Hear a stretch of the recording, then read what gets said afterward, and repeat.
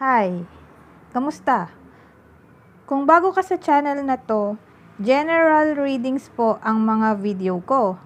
Ibig sabihin, pwedeng mag-resonate sa'yo, pwede ring hindi.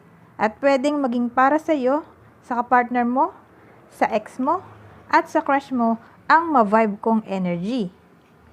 Kung hindi para sa'yo ang reading, pwede mo ring panoorin ang moon, rising, and Venus signs mo. Kasi baka alin man dito sa 3 signs na to ay mag-resonate na sa'yo. Pakitingin na lang sa description box below ang link para mahanap ang mga ito. So, magsimula na tayo. Leo, welcome sa aking YouTube channel. Ano ba bang message na kailangan malaman ng Leo? Sa buong buwan ng Marso 2015. Dapat ay Tagalog din yun. Hindi ko alam kung anong paano Tagalogin yun. Sige. Dragon's Duel. Nag-focus tayo sa sa libro. Since bihira ko naman to gamitin tong libro. Para, wala lang, maiba lang. Okay. Ay, mali pala itong nahawakan ko. Sorry. 23. Eto na. So, game. The Dragon's Duel takes place at the proverbial fork in the road. It's both ally and challenger at once. Ano to? So, may tendency ng ally. Ally tapos challenger. As it represents the tension of opposites. So, ibang tingin ko yung ibang meaning nito ay may tendency ng disagreements. Misunderstanding sa mga dating sa mga nakapalagayan mo ng loob. Tapos biglang naging enemy. Ganun. Sige, malaman natin since ngayon ko lang ito binabasa. Even though, dito na tayo, truth is that we live in unity. We experience the duality of faith and doubt, love and fear. So, yun pala yun, no? Yun pala yung pinaka-topic dito. Love, fear, doubt, right and wrong, black and white. Kaya pala, duality, no? Kasi nga, conflict. Alam mo yung energy na conflict. Hindi mo maintindihan. Sala sa lamig, sala sa init.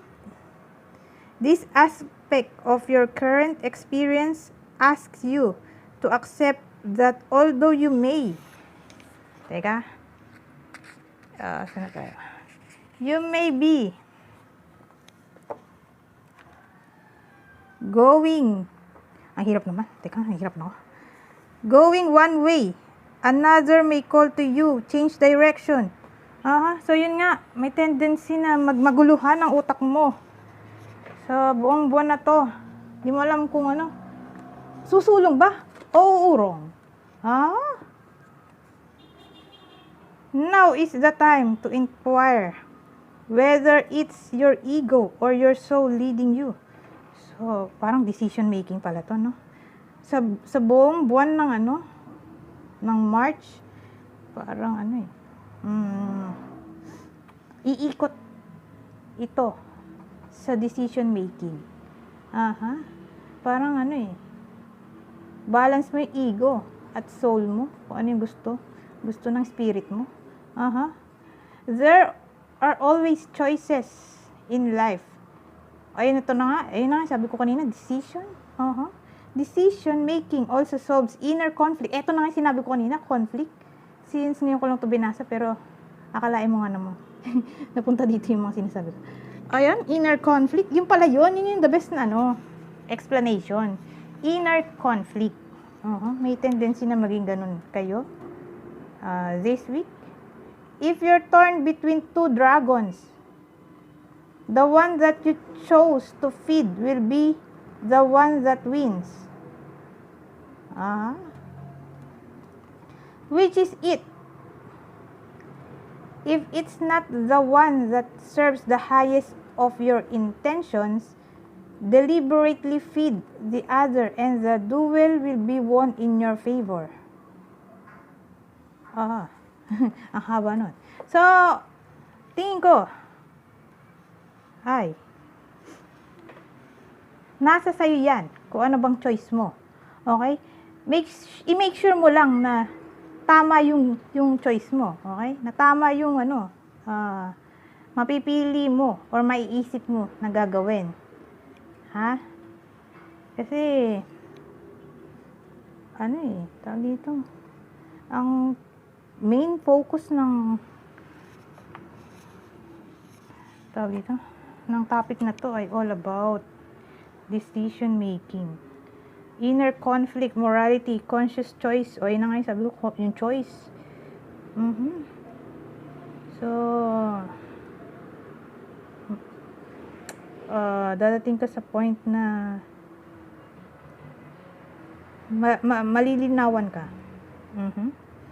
Kumbaga, para sa iba na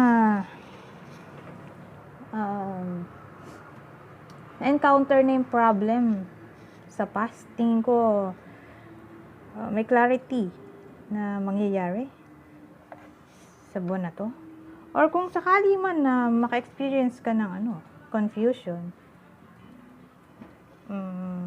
tingin ko magigain ka ng insight or again clarity or parang revelation of secret, parang ganun. Ewan ko, parang iikot siguro sa eto nga, sa morality yung iba inner conflict, morality, conscious choice, morality. Ewan ko ano ba meron dyan sa morality. Siyempre marami kinanonood. So, it's up to you. Okay? Kung ano yung pwede mo ma-encounter sa buwan na to. Pwede rin tungkol sa long distance. Parang may something about tungkol sa distance. Or parang LDR, Yun. Parang may problem doon sa LDR na yan. Parang secrecy at revelation ng secret. May tendency din na maging super emotional mo sa buong buwan na to. At parang sinasabi sa iyo na go with the flow.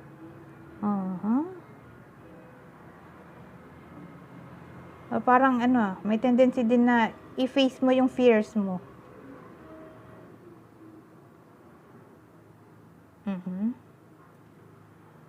Or wala ka na ibang choice kundi gumawa ng aksyon regarding dun sa confusion, fear, ganun. So, mag-end na ako, 7 minutes na dito sa video. Kahit na may introduction, kaya hindi ko alam kung ano minuto yun. So, I think that's it for now. Do you kindly like, subscribe, and share my videos to help me grow my channel. Goodbye for now.